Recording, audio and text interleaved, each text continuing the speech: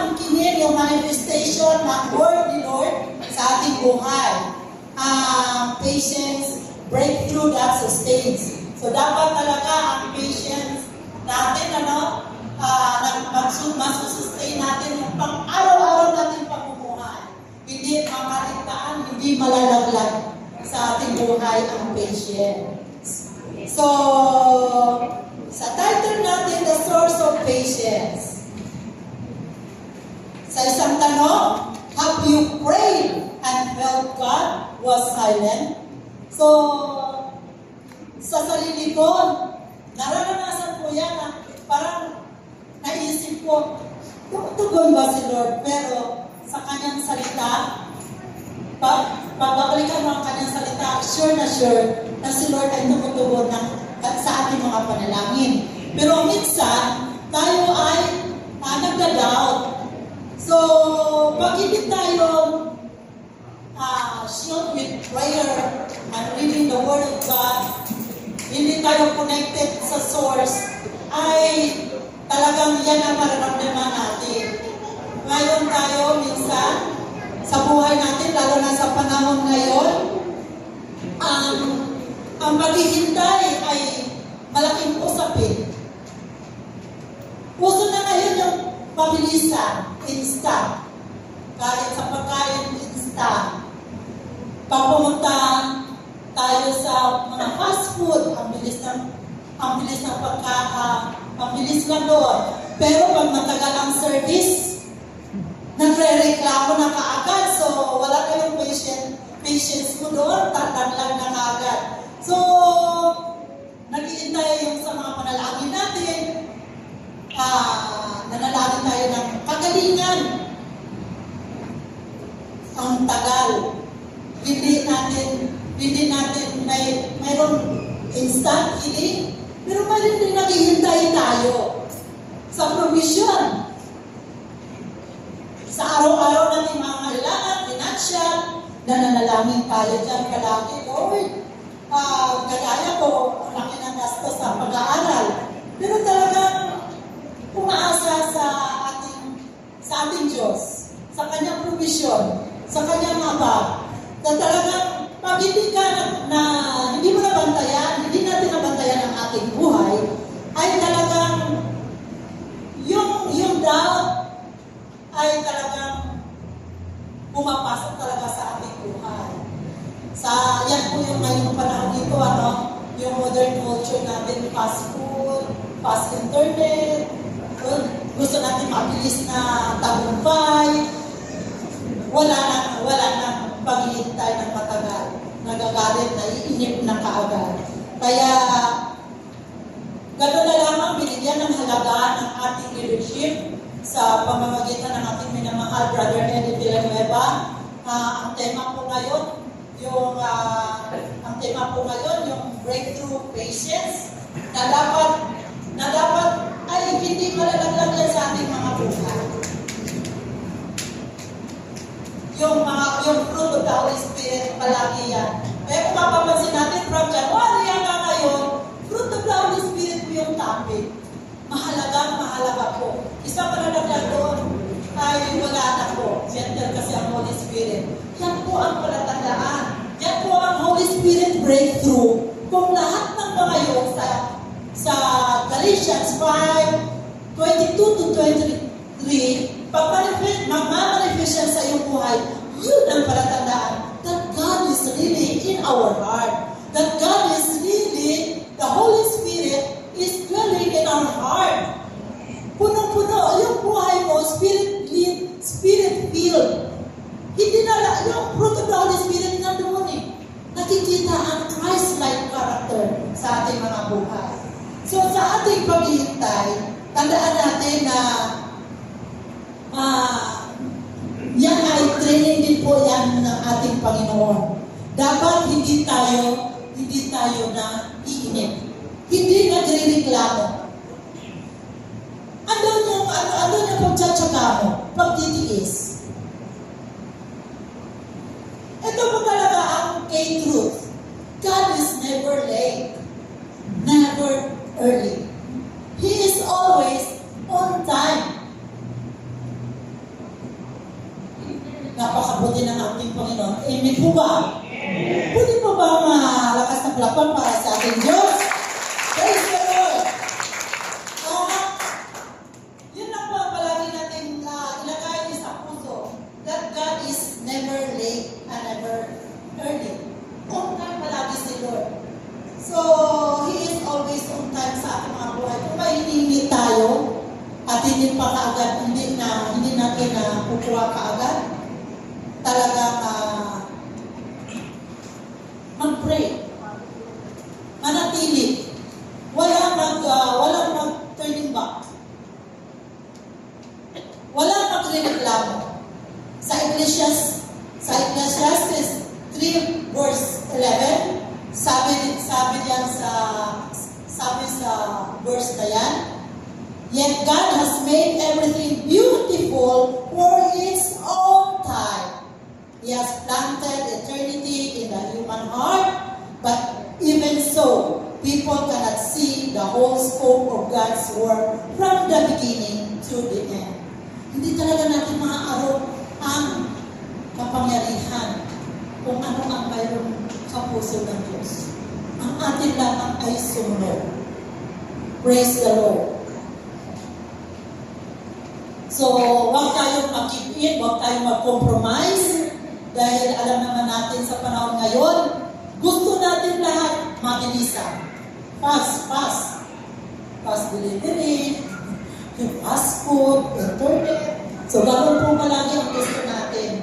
Madali ang lahat. Alam naman natin na ang waiting is too hard. Mahirap po ang maghihintay. It is a challenge for the patience. So, pag hindi ka maghihintay, walang mangyayari. So, yan po, lalo na sa ating mga anak ng Diyos, alam natin na si God ay hindi po kailanman nagpapabaya sa kanyang mga anak. Hindi tayo lahat pinapabayaan. At tuloy lang tayo mag-abide sa Kanya. So, sa next slide, Paul told dito sa Galatians, si Paul, tinuruan tayo that salvation is by faith. Ang salvation is not by our own strength. O sa sarili natin gawa o sikap.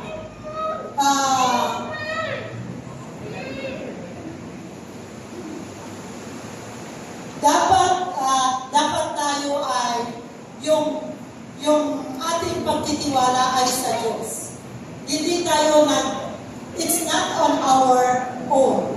So God is so good that the moment na tinanggap natin si Kristo bilang ating Panginoon at sariling tagapagligtas, doon nagsisimula din po yung ating faith.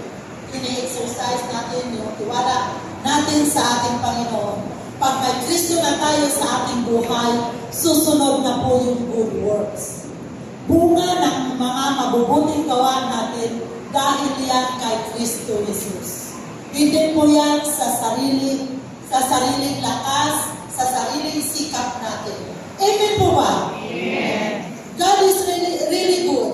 Patuloy niya tayong ginagabayan, sinasamahan sa tulong ng banal na Santong Espiritu.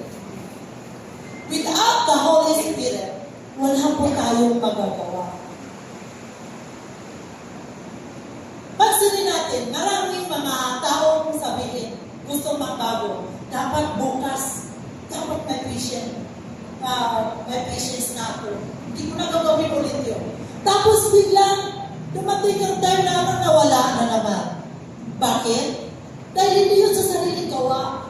Hihingin po natin yan sa Holy Spirit. Hihingin po natin yan sa Diyos. Lalo na tayo nakakilala sa Panginoon, ang buhay natin is led by the Holy Spirit.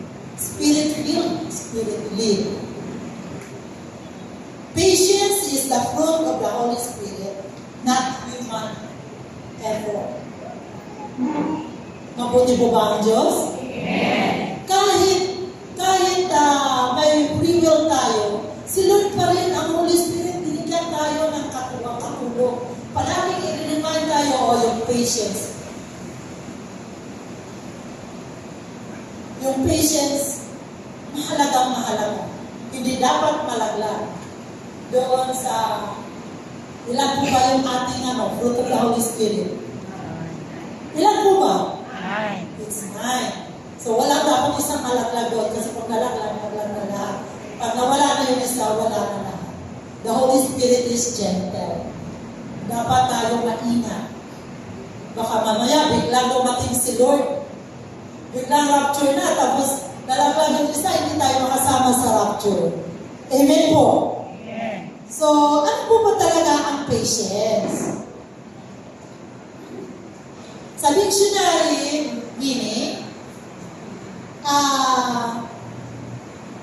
it is stay calm. Enduring difficulties, waiting without complaining. So, ano mang sitwasyon mayroon tayo.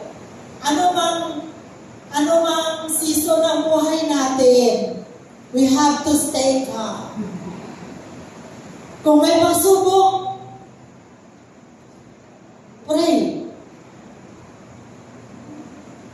We have to endure difficulties without complaining. Wala naman talaga tayong karapatang mag-complain sa Lord. We have to abide. Sa ngayon, sa kung ano mang sitwasyon na nararanasan natin lahat, ano mang season yan, manatiling kalmado. Pray. Yun nga kami, yung sa aming thesis, biro niyo po, pabalik-balik. Patiently, ini-edit, nire-revise yung aming studies. Pero, nung natapos na, doon namin nakikita na kung kung hindi kami patient, hindi namin matapos yung aming thesis. Minsan naisip namin, ako mismo naisip, paano na lang kaya kung mag-quit ako? Kasi parang nahirapan ako. Tapos, yung isang kasama ko sabi, isipin na lang daw na scam. Ako talaga mag-quit. Pero, niremind ako ni Lord na, uy anak, hindi ganyan ang anak ng Diyos. Dapat mag-endure sa difficulties. So, dapat yung paghihintay mo, yung pagtitiis mo, yung patiently, babalik-balik doon sa mga advisor. So talagang, God is good. Siya din po ang naglalagay ng courage sa ating puso if we are willing. So thank you, Lord, sa patience. Nanatiling kalmado. Hindi minsan nagsalita ng masama doon sa pabalik-balik sa tao, binabalik-balikan namin. Hindi. Bagos ang ginagawa is a prayer for her. So, the more na natanang namin yung tagumpay mula sa Lord. Dahil without complaining, but with prayer. So, pagka kasi ang patience, ma-misunderstood natin. Ma-misunderstood nila yung mga hindi natin makuha yung purpose ni Lord na nakalaan sa atin. So, dapat no turning back talaga. Back to basic. Sa biblical meaning ng patience, it means a Greek word, macrophomia. So, meaning long term. So, sa madaling salita, slow to anger. Sa bahay ba natin? Sa bahay na lang. May mga circumstances na may hindi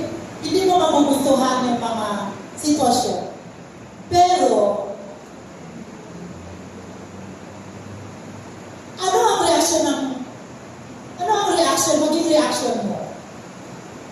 Madali ka ba magalit? Or slow to anger? Sa mga kasama sa bahay, mabuti na lang. Ako, palagi din nila akong pinagpasensyahan sa bahay. Yan. Kami vice versa. Magpasensya isa, papasensyaan ko rin sila. So, ganun din ang Diyos natin. Lahat tayo, maraming mga flaws, marami tayong mga mali, marami tayong hindi nagawa, marami tayong shortcomings. God is really patient to us. He is slow to anger sa ating lahat. And it means strong under pressure. Hindi ka mamihina pag if you are in pressure sa buhay natin. May mga problema na hindi natin inaasahan. Kahit sa trabaho, under pressure, palagi may mga biglang sabay-sabay na dumadating ng mga reports, plus may klase ka pa, may biglang darating na bisita. So, under pressure ka. So, manatili tayong matatag. God is with us. He will never leave us nor forsake us. Amen po ba? Amen. So, we're steady during hardship. Steady lang. At mahirap na ang buhay, steady lang tayo. Kahit yung mga bills natin nagpapile up na, bayaran sa ilaw, tubig, alam ba mga bayaran, tuition fees. Grabe ano? Sabi nga, steady under hardship. God is very faithful sa ating mga buhay. Akala natin minsan, yan nga, hindi sumasagot si Lord kaagad. But God is only protecting us, shaping our lives, shaping our character, how we wait. Praise the Lord. So the key truth, patience is not about how long you wait. It is about how you behave while waiting. Mainit ba ang ulo? Pag may problema, bigla ka na lang makakasigaw. Pag hindi ka naging kalmado, God is really good. Good sa ating buhay. Ang hakim, hindi siya talaga nagkukulang sa ating mga buhay. Ang atin lang, the way we behave while waiting. Magmamatol ka, magreklamo. Pag damo na magreklamo ka, wala kang gagawa. So, gawa ng gawa. Manatiling tapat sa Panginoon. Pray, reading the Word of God, worship. Pag si Lord mabukas ng bintana ng kalangitan at handa ka ng shaping your character, nag-shape yung pag-handa natin, yung waiting natin, hinahanda tayo sa greater blessing. So pag hindi ka pa handa, hindi pa natin natatanggap. Amen po? So, praise God. Hallelujah. So we have 4 biblical truths about source of patience. So, unang-una, patience begins with the Holy Spirit. Nagsimula talaga yan sa Holy Spirit, hindi sa atin. Sabi nga, but the Holy Spirit produced this kind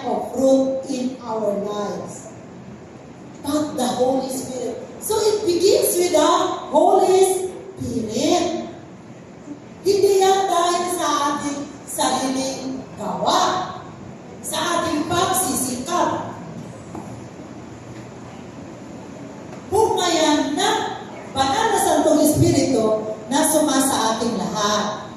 John 15, verse 4 to 5. Kung, nandyan ba yan? Okay.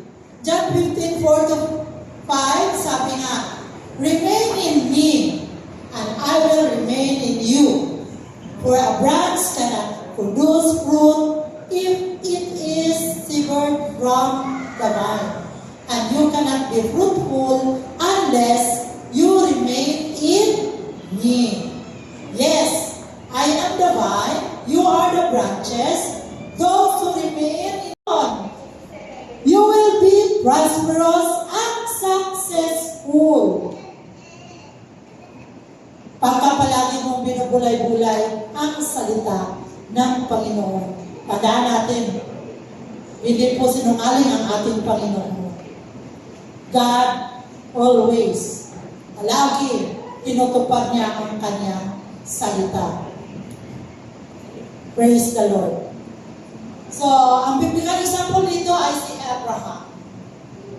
Diba si Abraham dun sa book of Genesis 12 verse 21, he received a promise from the Lord that he would become the father of many nations.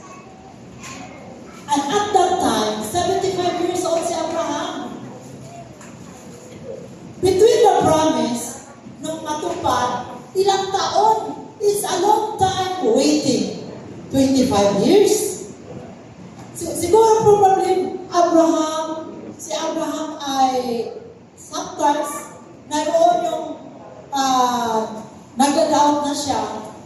Pero yung pananalangin at pagpupuri niya sa Panginoon ay hindi nawawala. Si Lord, tayo minsan sa buhay na natin, tayo ay nagda-doubt. Pero ngayon, isipin mo, 25 years waiting si Abraham. Tayo, sandali nga lang, rireklamo na. Pero si Lord, matagal naghihintay sa atin. Come to me. Sabi ni Lord, Pero tayo hindi lumalapit kaagad kay Lord. Seek first. Isisik natin si Lord. So, ating paghahanda, doon kay Abraham, God prepares the person before He releases the promise. So, inihahanda tayo bago matupad ang mga pangarap, ang promise ni Lord sa ating mga buhay. Hinahanda muna natin paano tayo in our waiting time. Ikaw, yung iba mawawala na. So, dito sa Giant area, wala, hindi tayo ganon. Amen po? Amen po ba? Palagi tayong patience sa paghihintay ng ating mga hinihiling sa Panginoon. Hallelujah. Praise the Lord. In God's perfect time, God, ibibigay niya sa atin yung mga hinihiling natin. Praise the Lord. Romans 5:3. Sabi sa Romans 5:3, and not only this, but, sabi niya, let us exult in the sufferings and rejoice in the hardship, knowing that yung mga hardship niya, distress, pressure, trouble, produces patience and endurance. So si Abraham, ganun ang ginawa. So ganun din tayo. Pinaka-role model natin talaga si Lord. Patience sa buhay natin talagang dapat ma-magnify. Praise the Lord. Psalms 27:14. Wait for the Lord. Be strong and take heart and wait for the Lord. Meron mo yun? Inuutosan sabi sa ating lahat. Let us wait for the Lord. Hindi tayo magmamaktol, hindi tayo magmamadali, walang shortcut. Kay Lord, waiting is not wasting. God is strengthening us. Pinatatatag tayo. pagsubok, no matter what, manatili tayong tapat sa ating Panginoon. Praise the Lord. And then patience grow through trials. Of course, tayo lahat, ayaw natin na may mga pagsubok. Amen? Pero hindi maiiwasan. James 1:2-4.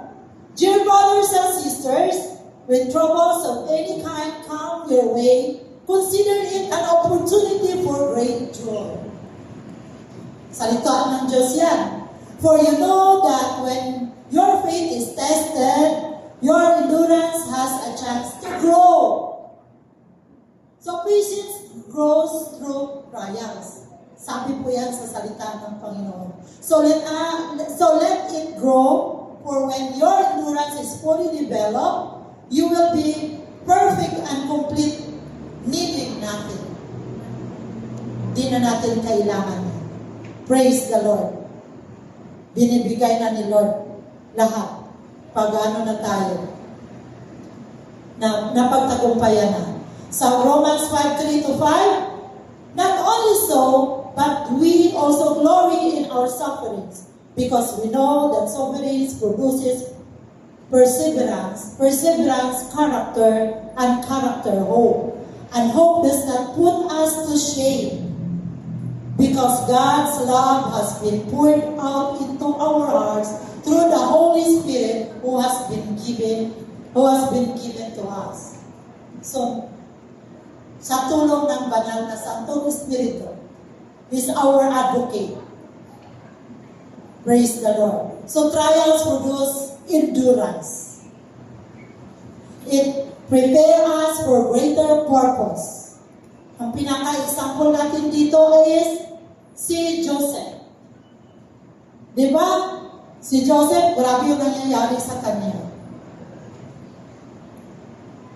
Na yung mga kapatid niya, binitray siya, bininta siya, naging slave siya sa Egypt, nakulong. Pero anong nangyari? Piniprepare lang pala si Joseph for a greater purpose. So ganun din po tayo, kahit salabat ang problema, let's endure. Pinahahanda lang tayo ni Lord sa greater purpose. So, kay Drew, pressure is God's tool for growth. And number 3, patience help us love people. Of course, pag patient ka sa Kanya, matutunan natin siyang mahalin. Kasi patient ka sa Kanya eh. Sabi dito nga according to Ephesians 4:2, sa Tagalog, kayo maging mapagpakumbaba, mahinahon at matyaga. Magpalaya kayo dahil sa inyong pagmamahal sa isa't isa. So, pag patient ka sa Kanya, of course, yung tao, matutunan ka niyang mahalin eh. Patient, ay, itong tao nito, patient sa akin. Siyempre, ang ating response ay mamahal. Diba? Sa Colossians 3:13, bear with each other and forgive one another. If any of you has grievance against someone, forgive as the Lord forgive you. Without patience, we become bitter.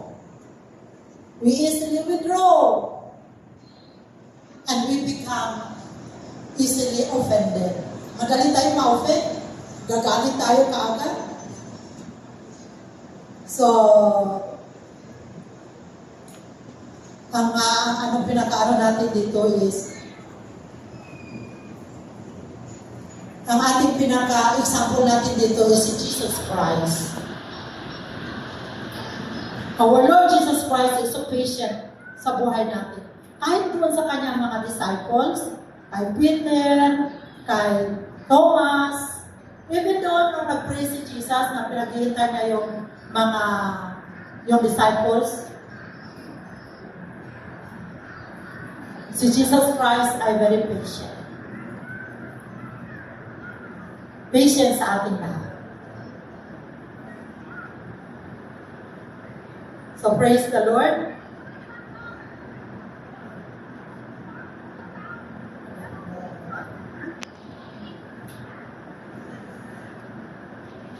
So sabi nga, bear with one another.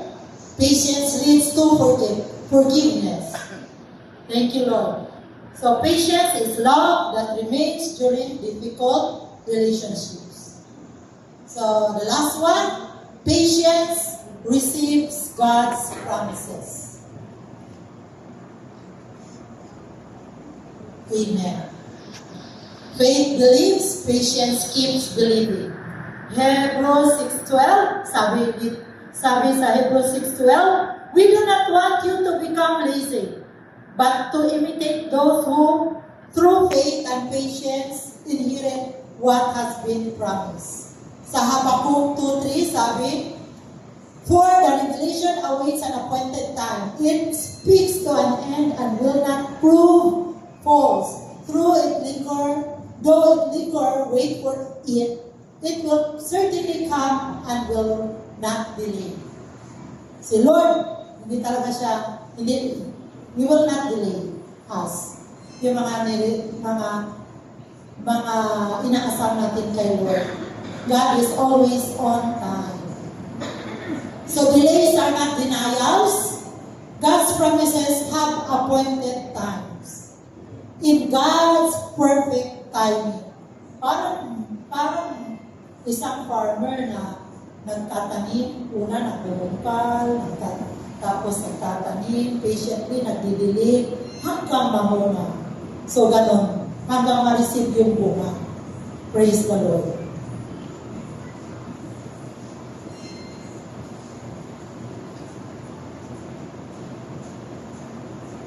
Hallelujah. Patience, faith keeps holding on. God's promises have an appointed time. So, ang pinakama natin si Noah, ang ating pinaka-example dito. Delay does not cancel God's promises. Gaya ni Noah, ang tagal ng paghihintay niya. Walang ulan, pero sa tuktok ng bundok, doon siya kinuman ni Lord na gumawa ng barko. Pero, He keeps working. So, delay does not cancel God's promises. So, sa atin, sa church patience, sa atin, it is spiritual maturity. Pag mayroon tayong patience, ibig sabihin, you are spiritually mature. God is never late, God is never confused. God is always working, even when you cannot see it. God is working. God is really working.